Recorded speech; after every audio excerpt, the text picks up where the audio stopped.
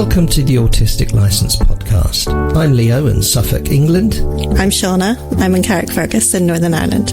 We invite you to listen in on our conversations as we experiment with unmasking in an autistic space. We talk about what it means to discover we're autistic as adults, especially with established careers as therapists. We want people to know that autistic therapists exist and to broaden the conversation about neurodiversity. You're so welcome to join us, whoever you are and wherever in the world you are. We hope you'll find something of interest and connection here.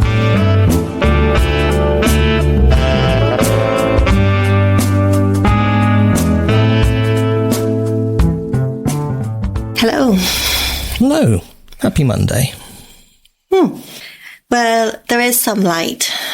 You've got some sunshine on your face today. Yes. Last week was very dark. I don't think that the sun really came out at all at the end of the week, and it was not good for my seasonal mood. And is this any better? Do you think this is going to make a nice difference? Oh, it makes a massive difference. Instantly. Fantastic. Instantly. Yeah. I find it really hard when there's no light. You don't live in a great part of the world for that then, do you? I guess. I mean, on two counts, I suppose. I mean, we're both fair, halfway up the Northern Hemisphere, but then you're also in a bit of the country that gets not as much sun. Well, yeah, I need light. Maybe it's not so I don't mind the kind of climate in general. It's just that at this time of the year, there can be those days that there just is none. I do not thrive in that environment, but it's better today. There is light. So, yes. So, lovely listeners, Leo said to me that I might want to put the blind down because the sun was coming in on my face, but I decided to just move my location of the laptop, and it's still coming in, but it's just not blinding me the way that it would in my normal place. I wasn't suggesting it because I thought you'd look better with the blinds down, by the way. I was suggesting it because you were uncomfortable. That's okay, I didn't take it as that. Yeah, but the listeners might. Leo suggested that I should put the blind down and turn the lights out and face away from the camera. And then my face might be more palatable. Please. And for those that are able, if we release any video clips or whatever of this episode, can enjoy your winter jumper. Yes, this is a new jumper. Actually, it's a December jumper. It can be December and not just Christmas. Yes, it's lovely. That's why I said winter jumper and didn't specify How are you feeling about Christmas this year? Well, lovely listeners will know, having listened to us all through the summer, that I've moved. God forbid that we should have an entire episode without me mentioning that. And so my environment is very, very different. I'm in a village in Suffolk, England. And it is very different because where I had been living for the kind of 15 years previously, well, most of my life actually, North London, but specifically where I was living was a busy main road, very urban. And although you would see people with, Christmas trees up and lights inside their houses, it's in a city. It wasn't one of those places where people decorated their whole houses on the outside with lights and decorations and stuff. Yes. However, I'm in a village now which does do that. And it's very pretty. And that has kind of prompted me to do a little bit more than maybe I'd planned. I have got my Christmas tree being delivered, but I haven't assembled it yet. It's an artificial one because I don't like the idea of a tree just sitting in the corner dying through Christmas. I never liked that. No. So that's ready to go up, and I've got a few lights and decorations ready, and I have got something for the outside of the house. A couple of things, actually. So I'll probably be doing that through this week.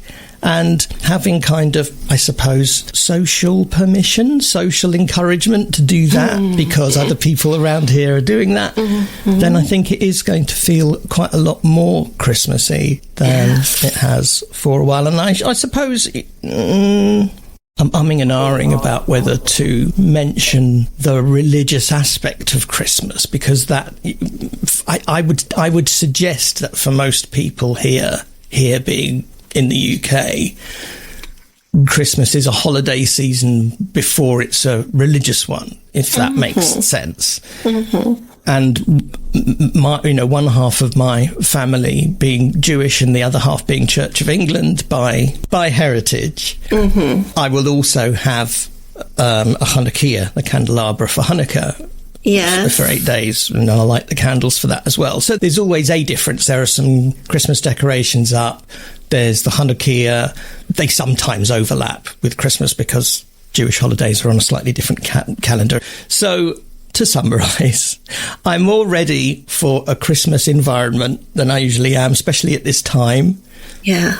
I've always thought, here's a kind of a prejudice or a habit or something that's actually been changed a little bit, which is that I've always thought that putting the tree up and the decorations up at the beginning of December, which a lot of people seem to do now, wasn't a good thing. For me, it was always the weekend before Christmas. Yes. That I would do that, or my family would do that, because then it's special when it's actually Christmas. And I always had this idea that if you do it 3 weeks, 4 weeks even ahead, then by the time it's actually Christmas Day, it doesn't feel new or special. Yes. But I don't think that now. And that's partly your influence, because you have started already with decorating. I always and do, but that's yes. because I decorate for the sake of decorating, not in preparation for the holiday or the Christmas period. It's not so much in preparation for the actual days. It's just that I decorate because it's really, really dark, and I like lights, and I like the miniatures on the tree and things like that, the trees and things like that. Although I have not been into it this year at all. Yeah, normally I like that as a thing in itself, but this year I've kind of gone through the motions, but I haven't really been that engaged with it. I don't know. But I was hyperactive for a lot longer than I normally am hyperactive at this time of the year, but I think that's kind of stopped in the past week or so, which really nicely coincided actually with my tree, because my tree was holding on to its leaves for longer than other trees. So it was my tree, my new tree. Yes, we need to just... We're not talking about a Christmas tree now. Oh, yeah, okay. Yeah, tree. In my mind, it's two different trees, but it's not. Yes. My real tree. So my real tree. Your cherry tree in your garden. My cherry tree in my garden. So backstory, which I don't know is on the podcast, but... I think we've mentioned the tree once or twice, but yeah, I can't remember exactly what people might know or remember. Okay, yeah. Well, the backstory is that I got it in April or May time, and it was kind of in the discounted section of a garden centre, and it looked healthy enough. But actually, after about a few weeks of just being in its pot, it started to look really unhappy and lose its leaves and things like that. And I worked out, I googled it and everything, and I worked out it had some kind of a virus, and really it needed loads of TLC. So over in July, Ricky and I, well, let's say Ricky mainly, dug a really, really big hole in the middle of the garden. And I had gone to the garden centre and got manure and grit and all the things you're meant to do to really try and restore this tree. But we thought that the tree would probably not get leaves again until next spring, because it was out of sync and it had lost its leaves prematurely. It lost its leaves in June. It shouldn't have lost its leaves till the autumn. But then in August, it started to get leaves again and totally blossomed and was just really happy. And I guess that I was really attached to the tree right from it came and through all of this process. And then I've been watching the tree to see, okay, you're kind of out of sync. Are you going to lose your leaves, or are you going to hold on to your leaves? Which it did. It actually held on to its leaves for longer than other trees around it. Last week it still had, it lost its leaves at the top, but it still had a good bunch in the middle, and kind of been just going through this process with the tree. And in the last couple of days, it has let go of all its leaves. And I have kind of felt aligned with the tree in that. Yes. There you are. 5-minute intro and over explanation until you actually get to my point, which is that I have which brings in the autistic element to our podcast, right? That I felt aligned to that, because I feel like I held on to my leaves, as in my hyperness, my hyperactivity, for longer than normal in this season. I just kept going, and didn't go into a slump and into a demotivated state, which I would normally have been in for most of November. And maybe I've kind of now let go of that in the same way as my tree has. Because you've been able to photosynthesize for a little bit longer and keep your energy topped up with your leaves. Maybe. I don't know. But it didn't feel like a struggle. We currently have an autistic counsellors group happening. If you are interested in a future version of that group, please do keep in touch with us. That one will end mid-February, and then we'll be looking to start a new one after that, depending on interest. The next group that we're starting is happening in mid-February, launching on Thursday, February the 19th. It will run fortnightly for 6 sessions between 7 and 9 p.m. UK time, and it's for autistic people in mixed neurotype relationships. For more details on that and everything else, Autistic License, go to autisticlicense.com and sign up for our newsletter, and for the groups, go to autisticlicense.com/groups. Thank you. Thank you. At this point in the recording, 2 things broke. One, my PC crashed, and second, my bracelet fell off my wrist and into pieces. So there was a 20-minute break while I fixed my PC and failed to fix my bracelet. There is a TV show that comes from ABC in Australia, and it's on Netflix. They've launched recently, I think, season 5, which I've only just found out about. The show is called You Can't Ask That. And what they'll do is each episode is a group of people from either a marginalised community or something kind of very niche that lots of people are very curious about. And basically these, it's advertised what group of people are going to be interviewed. And then the public will write in their questions. You can ask anything, and you can ask all the rude things that you wouldn't normally ask a person if you met them or whatever. So I'm just to look at this season's kind of group. There's a bunch of children. They're all interviewed individually or in pairs, by the way. It's really nicely done. Australians living in public housing, Olympic and Paralympic medalists, people who are HIV positive, people who've killed someone is an episode. So basically these people turn up, they sit in a studio, and they have a pile of cards with all the questions on. They pick them up, they read them, they get cross with them sometimes or whatever, but then they answer them. It's fantastic. There is an autism episode in this one, and I watched it last night. And I cannot recommend this whole program, all of the episodes, to people. It's such a great idea, and I was unexpectedly very heavily moved by it. I was surprised how affected I was, because obviously, the questions aren't massively surprising. They range from genuine curiosity and interesting questions to, are you super intelligent? In that case, what is? And then the very complicated sum that, you're supposed to magically be able to answer. But it's really great. It's really good. I've been trying to piece together since what it was that moved me so much. And then I had a very vivid dream. This isn't going to go out.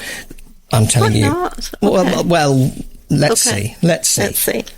I had a very vivid dream in the night, which was obviously prompted by this program. And it was of me once again vainly trying to explain to people close to me that I'm autistic and what that meant to me, and it essentially being rejected. And I woke up extremely sad.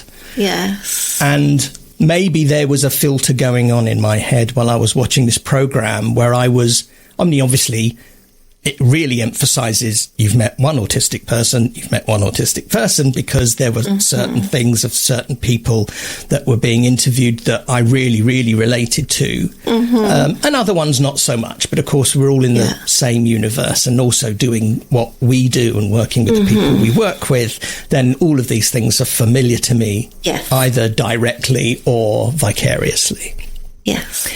The bits I think that I found were moving to me were those things where people were explaining answers to questions in a way that I would or would want to. And that, okay, I'm working this out literally as I'm speaking now. They were explaining things in ways that meant a lot to me and that I could accept. And then simultaneously, I was projecting those onto people in my life who I don't think would accept them, or I was imagining that would get rejected. And that was just very, very sad, because over the last 3 and a bit years since I've had my diagnoses, I have actually got to a place of it not bothering me. I'm confident in myself. I feel more myself than ever. It doesn't matter to me, at least to most parts of me, whether or not other people accept my experience. Those other parts that are still upset by that got really, really dialed up. Okay. Yes. That's dying down as the day progresses. This is why I went out for breakfast this morning. I needed to get out and away and into a different environment, which is something I should do more often, actually. And then there was just something about that disastrous go at recording that went on for nearly half an hour, and then my lovely bracelet kind of fell apart while we were talking. I don't know.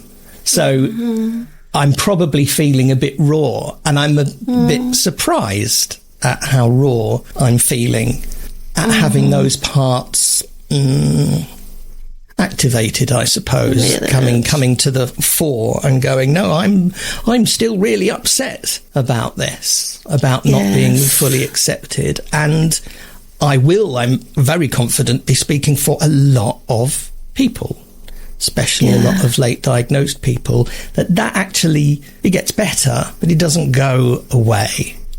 Yeah.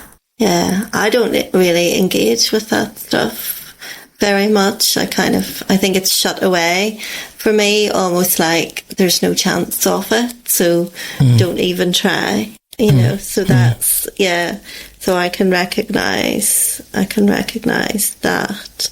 But, I also heard that kind of, we're going to run out of time, and, everything's going wrong. And it is that kind of, like maybe something around the time of year and letting go and not being so productive that just needs to be accepted, And I saw my friend yesterday, and I was talking to her about the pressure that I feel about wanting to get things all like set up, things that I've been doing lately, which are supposed to make my life easier in the future. And like needing to have a look at, I guess that, my usual approach is to go with my interest, go with my intuition, and to allow things to come together.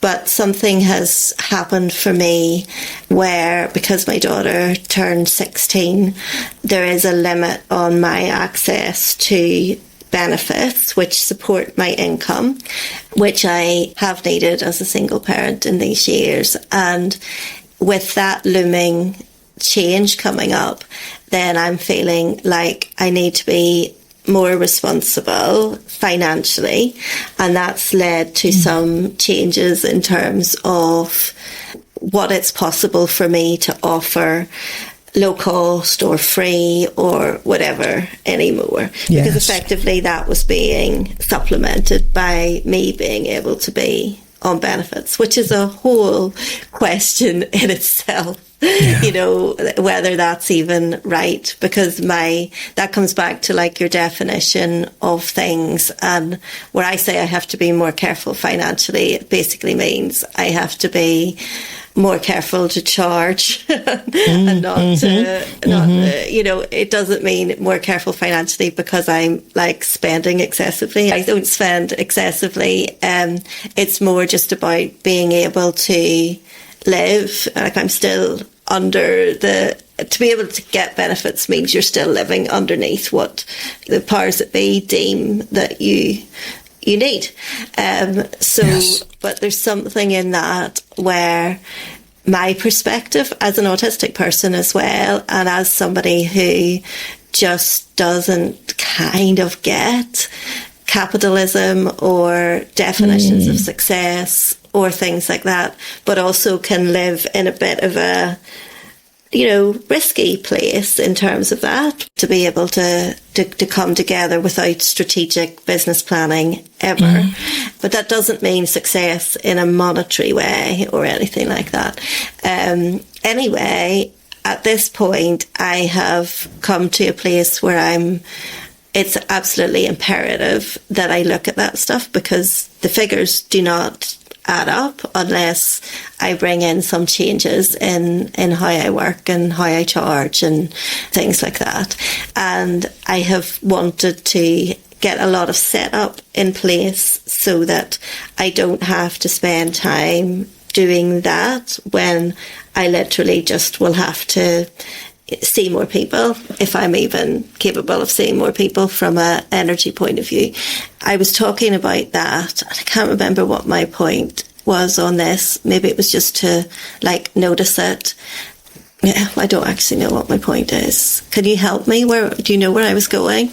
I don't necessarily know where you were going, but you also brought up another thread that also then ties in, which was the value system by which we judge success, which I think was the general thread that you were following, which is different, which has an autistic flavour to it as far as you and I are concerned, and a lot of other people. I mean, I would also actually add in the thread of therapists as well, because there is also something about people who are drawn to therapy professionally, who also have a different value system in terms of valuing themselves. Not necessarily in terms of success in the way that we're talking about, but also finding it very difficult to charge what they're worth. You know, there are trainings around this because it's so common. It's common in the caring professions generally, but there's something about therapists particularly who struggle with that. What you also brought in, though, was the idea of a different attitude to risk. You talked about risk, and that is worth hanging on to in this conversation, because it's a very odd mixture to have, where on the one hand there's often financial struggle and a resistance to dealing with it for value-based reasons, tied with a greater tolerance of risk. That's a really weird combination to have. Most people, I would say, when judging what success is and what reward is, would be drawn to higher tolerances of risk in order to gain much more materially and financially. Those things are usually tied together.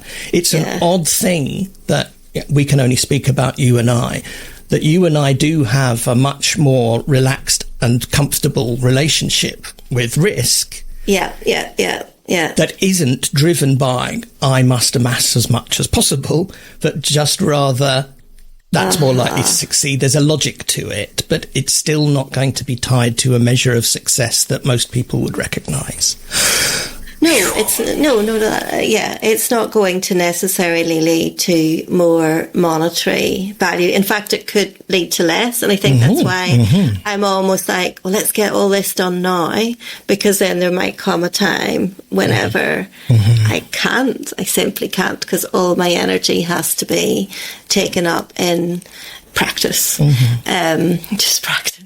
but even saying that, it's like, you know, that's relevant for our profession as well, because there is still this misconception out there that we earn our session rate per hour. We do not earn our session rate. Well, yes, because we know that, you know, it's very rare that you would do 40 hours in a week, which would be a standard British work week at all, and then also that we'd be charging everybody full rate necessarily, you know. But I don't even mean that. I mean that there's so many overheads, like there's thousands and thousands and thousands of pounds. And then you take your tax out of it, you take your lack of holiday pay, your lack of sick pay, and the fact that for every client you usually have another hour of doing other things. Absolutely. And it goes way down in terms of... I'm sure we would do this with other professions, where you'd look at an hourly rate and you go, oh, that times 40. Wow. That's a lot of money. I don't think that I would do it with other professions. This is really interesting, because sometimes, you know, therapists talk about, you know, can you imagine going into a hairdresser or something and saying your rate for colour and cut is 80 quid. I want a colour and a cut, but I need a discount. Yes, you know, exactly. It would be like, actually, I mean, all the time we get, do you do discounts? Do you do discounts? Do you do discounts? And it's like, would you go to the dentist and say, I'll pay you for a checkup, but please just give me root canal? That's right. Well, you know, like it just, we wouldn't. Dentist is a slightly different one from the hairdresser, because but what I'm saying is that the reason that we might talk like that, the reason that you and I'm not going to talk for all therapists or anything, but again, it's a value system at work. We believe that everybody essentially will benefit from therapy. I assume believe that it is a good thing for people to do, and they should have access to it. That's the thing. Whereas other professions arguably are unnecessary or luxuries, or do you know what I mean? Not a right. You don't necessarily have a right to somebody else to cut your hair, but you may believe that everybody has a right to the best mental health that they can get. And because our society isn't geared up to just provide that for everybody at no cost, or for it to be, you know, government funded. I mean, we do have the NHS in this country, which a lot of countries don't have any equivalent of, and that's something, of course. But we want more access, and we are too often, some might argue, prepared to sacrifice ourselves materially in order to try to provide to fill as much of that gap as we can. So there's a value system involved in there, which again chimes in with what we recognise to be a dialed up sense of that for a lot of autistic people: fairness and equality and and justice, social justice. So we are caught up in a situation where there is not enough publicly provided access to what we provide, and our values drive us to really stretch ourselves very thin, either or through energy or resources, to support our values. And it puts us in this position, which, you're right, you don't find elsewhere. There's two things, actually. It's not just finances. It's not just that people expect that therapists are kindly people and therefore are highly likely to offer discounts if asked for, or lower rates, which we do, but also times as well, the convenience of it. You know, if I need to see my dentist, which yet again I do this week, there's no way that I would say, well, I can't really, you know, I'm working. Can we do it after 8 o'clock in the evening? It's not available, you know, and that does stretch out into well-being and healthcare.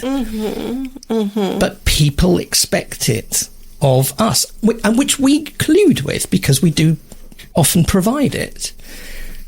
Well, there's a few things there because, you know, I understand the hairdressing analogy falls down in the sense that it's not essential. But in terms of the general public, certainly women, they would tend to prioritise and think that they need their hair cut and they need their hair done.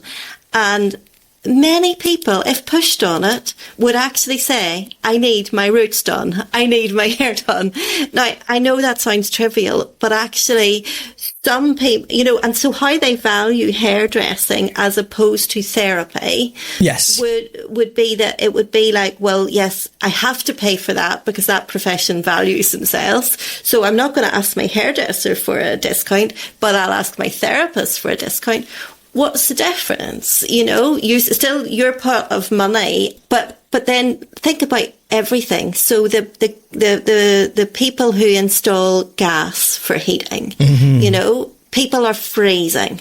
You know, surely surely we want everybody to have heat. We don't want people, older people, vulnerable people to be freezing in their homes. So would a gas company then feel that same sense of, right, well, if somebody can afford to pay, then I'll do it. If somebody can't afford to pay, I'll do it for less. Or just a provider, a gas energy provider.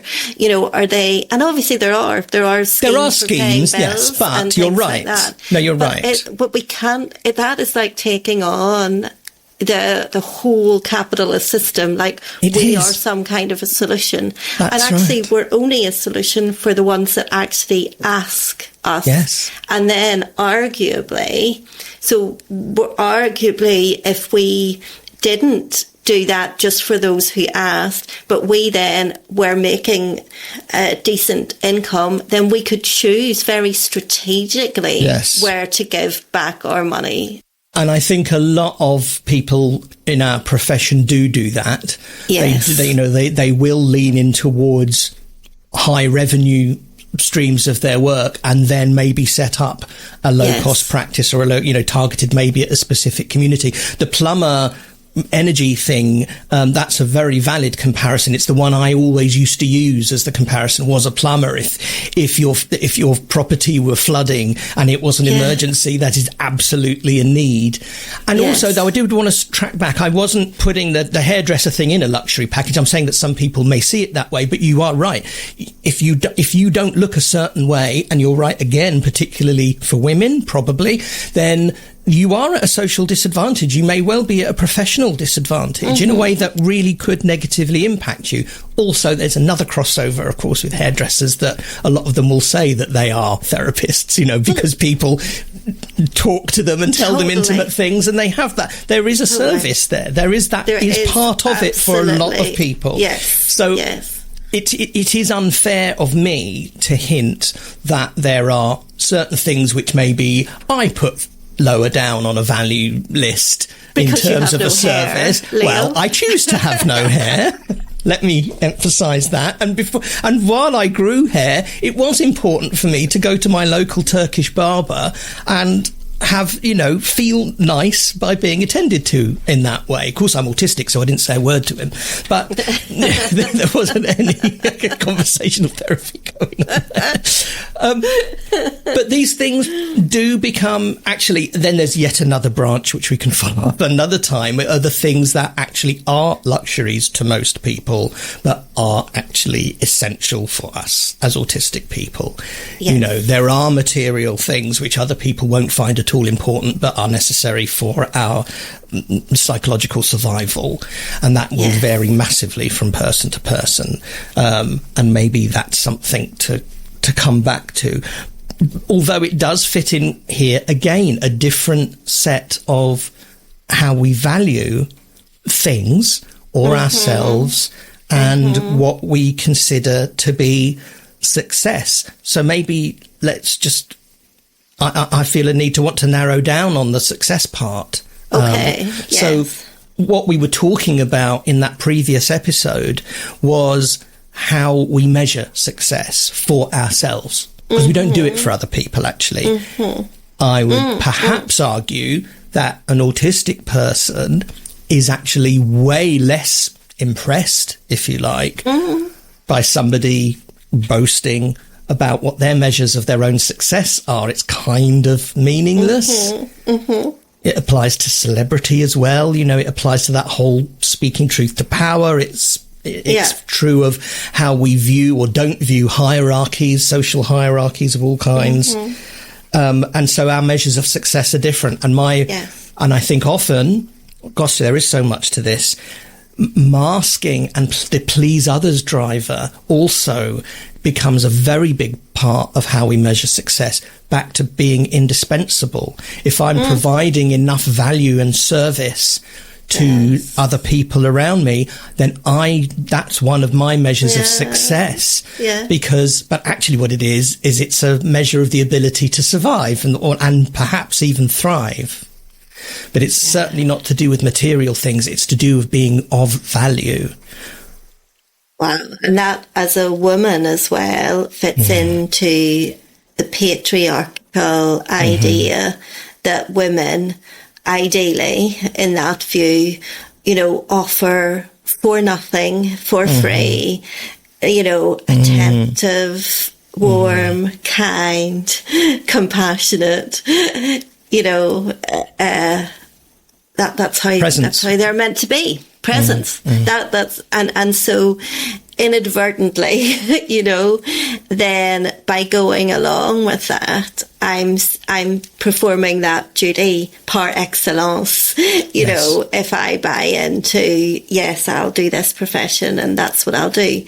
But also for me, that was the only thing that I saw of any value in me when I was young. People said you're a good listener. And it took me out of the picture, of course, you know, as we've talked about before. So it was ticking all of those boxes and meeting all of those needs, but silently playing along. Absolutely. And that's why I'm so passionate about the circle stuff, you know, because I believe that, you know, a key way of being that we need in our times, whether that's polycrisis, end times, apocalyptic, whatever way you want to see it, in these times that we're living in, we need to find each other in connection, in small groupings, in multi-generational groupings. And actually, that is more accessible than therapy support is.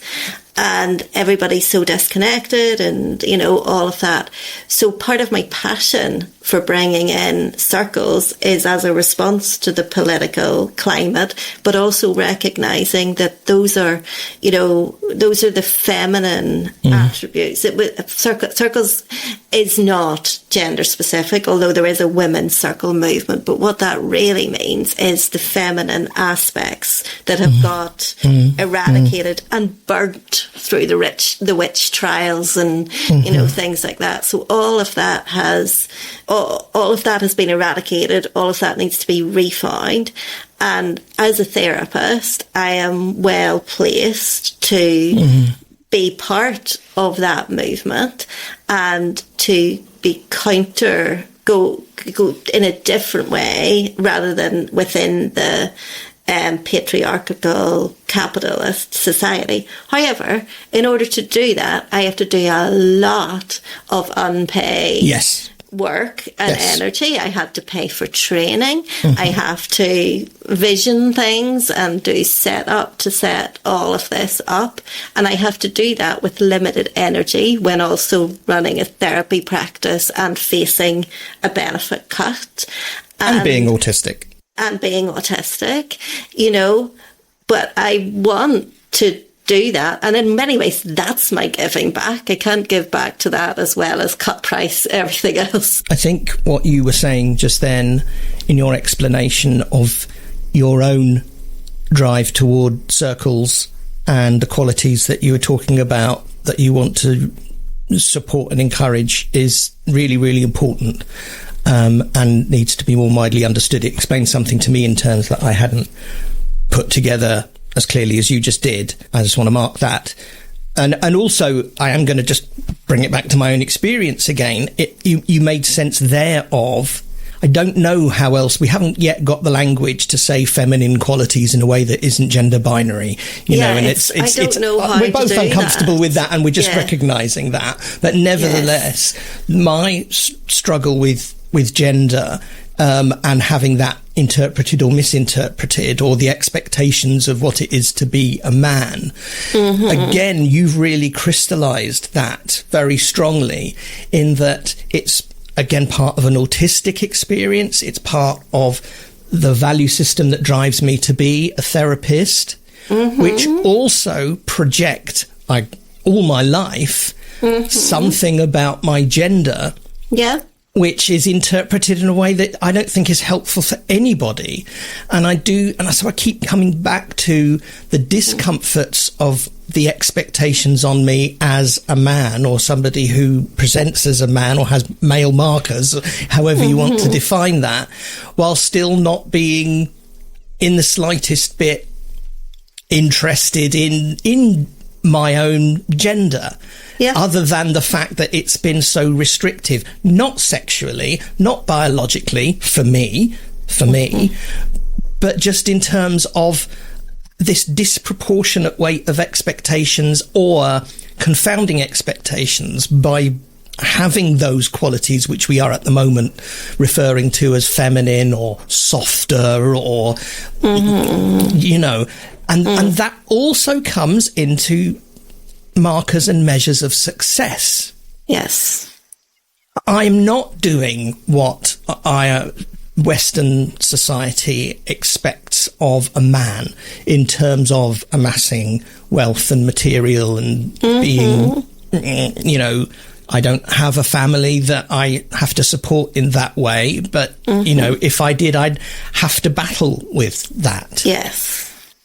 Yeah, there's just too much, I think, to kind of summarize, but there are a lot of themes here coming together when we're trying to define success that bring in so much about being autistic, that bring in so much about gender identity, and about masking and being indispensable and providing service so that we are, as far as we can, equally valued in society, which is a struggle that doesn't go away. And also to come back to my dream and to the program I was watching and how that affected me was about the almost, you know, I know that I cannot, through at least my own efforts on my own, or at this point in time, get to the level of understanding that I clearly, parts of me at least, need from other people, about my, you can call it hidden disability, or my, you know, neurotype being different and invisible. It's irresolvable. And so I suppose all of our values are also partly driven by trying to resolve it, by trying to bring balance and understanding and fairness. Okay. Yeah. And it's not equal. The misunderstanding is not equal. This is why I have a problem with the double empathy problem. I was talking to somebody I work with about this a few days ago, where we were talking about, you know, not being properly understood, but I said it's not fair. And the comparison is American culture.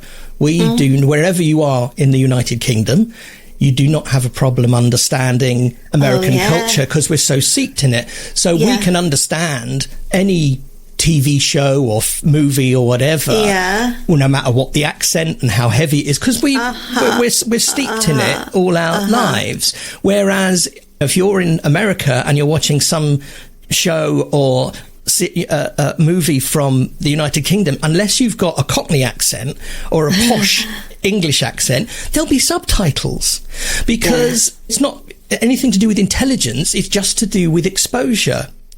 So we are exposed to neurotypical people all the time. We do, so we can have empathy. The other way round, not so much, because there isn't the exposure and it is invisible. And again, that brings back up the whole issue of social justice and fairness. Again, too much to take apart there, but I'm just really noticing how all of these things are being kind of individual twines being twisted into a very thick rope here conversationally, in a way that really got prodded to me watching this show last night, and then having these own kind of very personal thoughts about accepting that I'm never going to be fully accepted or understood by important people. And it's not this, that's not an anger, that's nobody's fault, it's just lack of exposure. Yeah, I had a dream last night, and it was about like it was a big group, and I was probably, everybody in it was probably in their 20s. It might have been a course, I don't know what it was. And there was these people who were kind of aligned, and I didn't know they were aligned, and I was very innocently feeling like I was able to relate to these people and relate to other people, and it was all okay.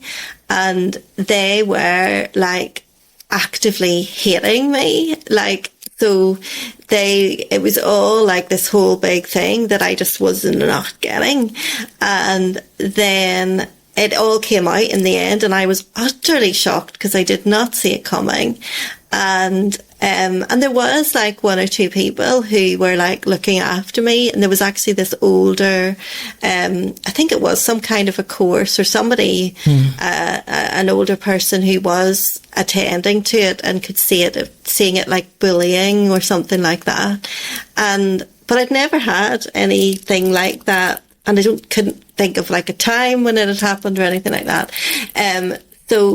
But it was just that sense of being like utterly clueless as to how, I guess I'm going to say how annoying, but you know, that of just being, I didn't know how I could be annoying you so much that you all have had to get together and, I mean, basically then caricature me in unfair ways, you know, so, but to create this, and I didn't realise, and big deal, I guess, you know, I don't know these people, and the whole point of the dream was that I didn't know, and then I became aware of something that quite possibly had been going on for a long time and could have just continued, and I would have just been oblivious.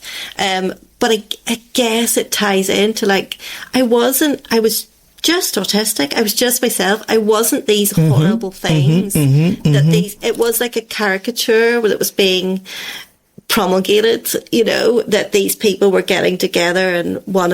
It's like bullying, you know, it's like nobody is actually that despicable, horrible person that you are, you know, bullying over there and thinking that they're so worthless. I don't know if it was almost bringing home to me, like, you're actually more annoying now, Siana, than you've ever been. I mean, yay, good, I'm autistic and out, but that actually that's what that can lead to, and it's quite vulnerable, you know. And I mean, it's not going to happen that these people are going to gang up and throw stones at me, but psychologically, then, well, not psychologically, because I'm not obsessing about it.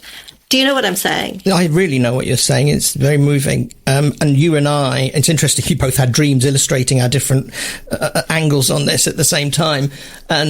But, you know, my experience that I've been talking about was about how my experience is invisible to others, and your angle on that is completely the opposite direction, but it's the same thing. It's how other people's experience of you is invisible to you, potentially. Oh, yeah. You know? Well done. And I think that it's the same mechanism at work in both. And I've just remembered something that I came immediately out of the dream with that I didn't write down because I wasn't awake enough. But there was something, I had this big, I don't think this will stay in. I had this big realization about how a long-standing view of myself or explanation of this part is that I find it uncomfortable to make contact with people, important people, family, friends, because of a self-worth thing. Because I would think, well, why would they want to hear from me just for no particular reason? There always had to be a very good reason to make contact. And that very rarely happens. And so I end up in this position where people are always the ones reaching out to me, and then I feel bad about that. But what I realized, like this morning, very in the early hours, was that I really want to do that. Actually, I really desperately want to reach out, but moreover, to be able to explain certain parts of what my experience is or how I'm feeling in ways that I saw people do in the show last night, answering those questions. And I can't do it. I actually can't do it. Yeah. I'm really, really stuck. I don't know how. It's not that I know how, but find it uncomfortable. I just don't know how. Yeah. And, that made me think about being with my family over Christmas and how, all the conversations I want to have, again, because of the move, things have changed hugely in that I don't see them very often at all. I might see my parents before every couple of weeks. And that's now not the case at all. And so does that, I don't know what it means, but I'm just